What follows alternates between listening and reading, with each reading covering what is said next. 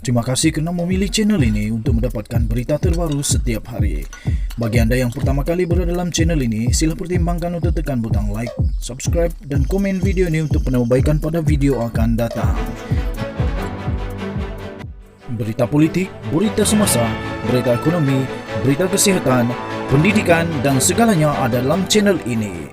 Salam sejahtera Malaysia, selamat petang sekali lagi. Berita terkini daripada Malaysia kini. Bertajuk ulasan, siapa 18,000 orang yang undi pejuang. Berita penuh.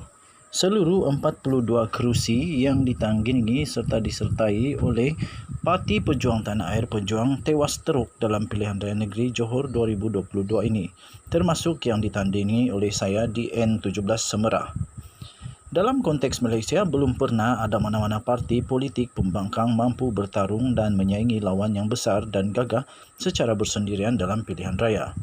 Ini realiti yang pahit bagi semua ahli dan pimpinan parti. Namun realiti ini sangat berguna. Ia mengesahkan bahawa teori pembangkang berpecah, pembangkang tewas kini menjadi kenyataan.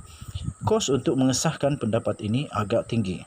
Tuan-tuan dan puan-puan, jumlah keseluruhan undi untuk calon pejuang ibarat yang bertanding itu daripada calon bebas, bukan parti yang diasaskan oleh seorang tokoh besar negara.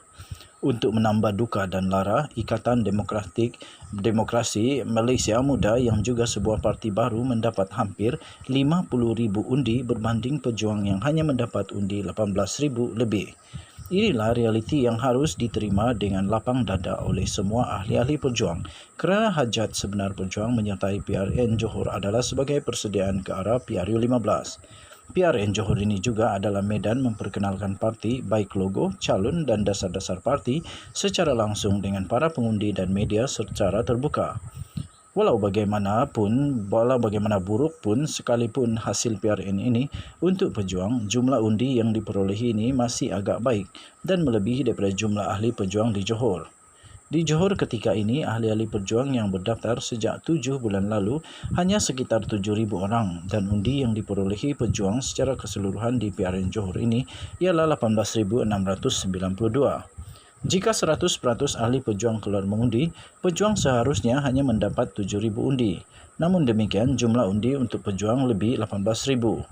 Mungkin ada di kalangan undi oleh ahli pejuang disertai dengan satu atau dua lagi ahli keluarga dan rakan yang turut mengundi untuk pejuang.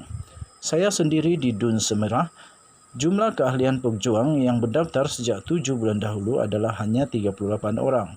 Dan jumlah undi yang saya terima adalah 361 undi dengan tempoh kempen selama kurang lebih 16 hari.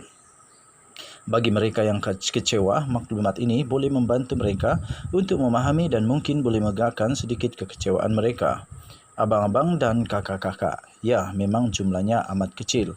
Tetapi kita harus memahami ranah politik, perspektif kita harus betul.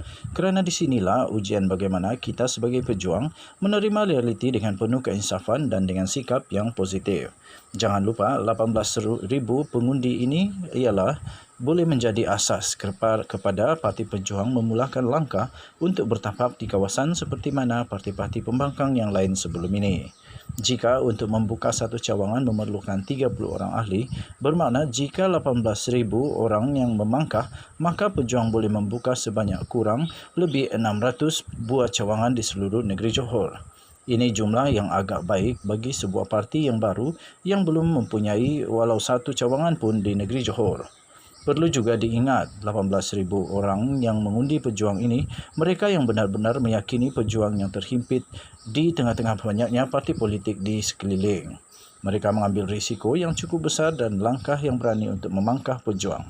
Ini suatu perkara yang indah untuk difahami oleh ahli-ahli parti pejuang. 18,000 orang ini adalah manifestasi bahawa seramai 18,000 orang Johor menolak rasuah dan kerajaan kleptokrat.